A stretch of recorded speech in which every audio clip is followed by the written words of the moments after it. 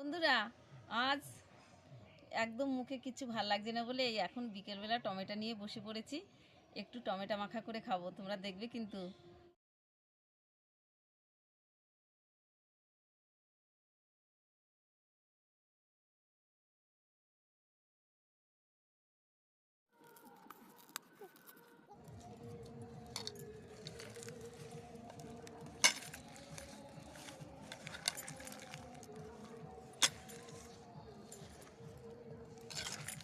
ভালো করে চটকে চটকে মাখতে, জিভে জল চলে এসছে কিন্তু এবার।